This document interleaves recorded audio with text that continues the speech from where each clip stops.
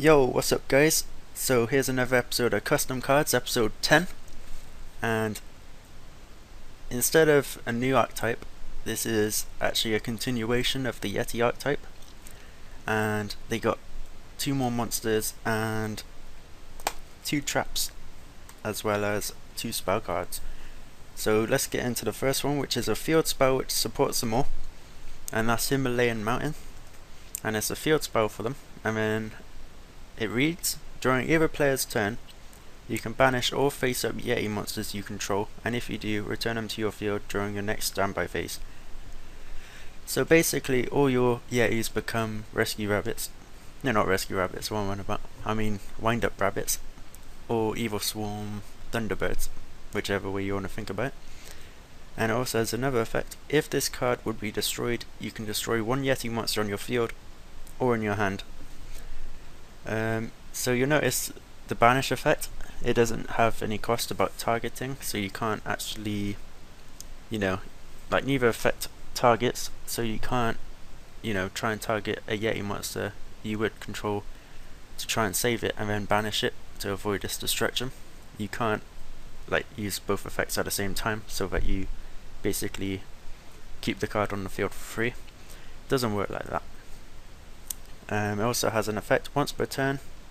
If you gain life points due to the effect of a Yeti monster, and as you remember, all Yeti monsters give you life points when they die, and one of the Yetis, Frost Yeti I think? No, Snow Yeti, sorry.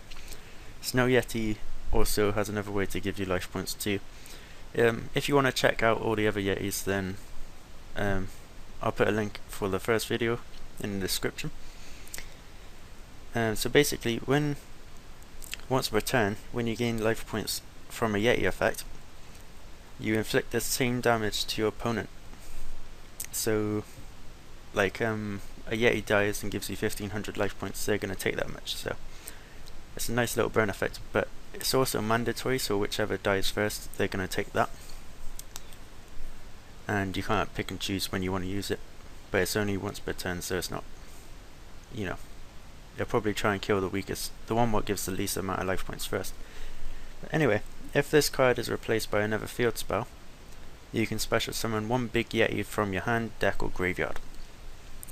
And we all know what big Yeti is, he's on the first video, so make sure to go check that out. So that's pretty much what the mountain does. The cool thing about the mountain is you can place one mountain over the old one and you'll still get the big Yeti. Alright, so let's go on to the next spell. Let's see here. Bigfoot Bellow. This card is, you could actually use in any deck, but if you don't know about the Yetis, they basically revolve around gaining life points and having big effects. And this is one of the big effects. So you pay 2000 life points, and your opponent's monsters attack all become 0 until your opponent's next end phase. So you can use that in any deck. But oh yeah, and your monsters can't attack this turn. So you can use that in any deck really, but you only have 8000 life points to play with, so you want a deck which you can gain life points a lot. Basically this card, you use it when your opponent attacks your monster, and then you can damage step, make their attack 0, and they're going to take damage equal to your monster's attack, so it's pretty good. But it also has another effect where if it's set and it gets destroyed by your opponent's card effect, you can add one Bigfoot card or one Yeti card from your deck to your hand. So you can also just search out another Bigfoot Bellow, so that's pretty nice. And then this card combos well with Bigfoot Cry.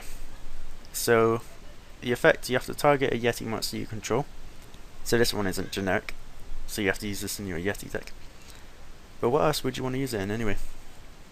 So you change all monsters on the field to face up attack position, and then during this turn the battle phase must be entered, but of course if it's in main phase 2 then that doesn't apply, before ending your turn.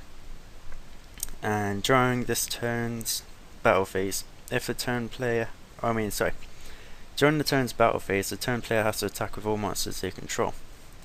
And also, if the turn player is your opponent, they can only select the selected target. Can't talk. Sorry. If it's your opponent's turn, they have to attack the target monster. So the Yeti you targeted, they have to all attack it, unless it's not in the field anymore, of course. Sorry about that. But yeah, that's the effect of that card. They also got this counter trap, St. Elmo's Fire. So when a monster's effect is activated, you negate the effect, and if you do, you flip all set monsters into face-up attack position, and then effects don't activate.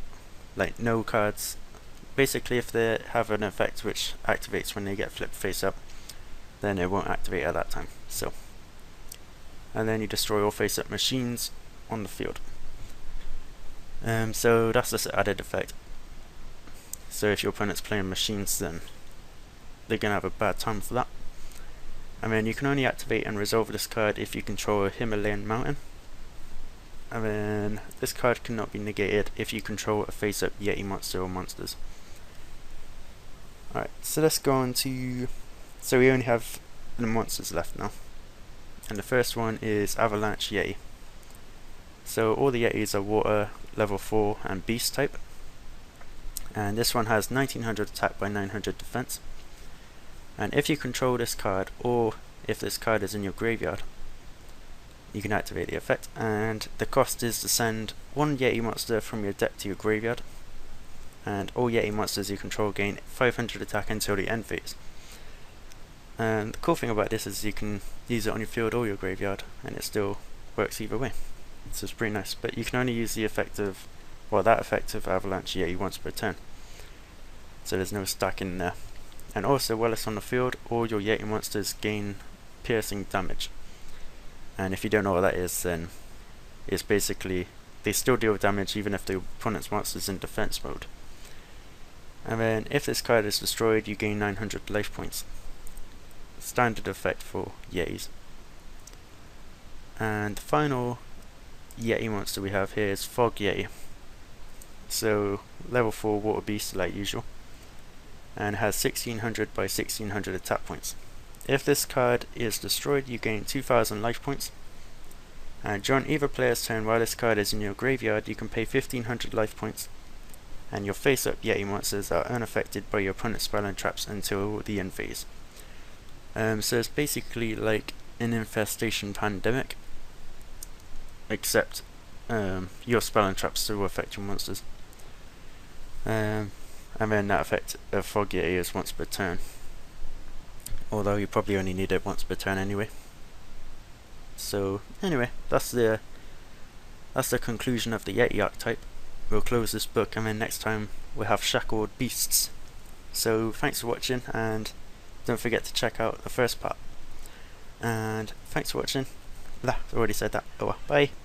I'm Buzz Lightyear, and you just watched my video, so thanks for that.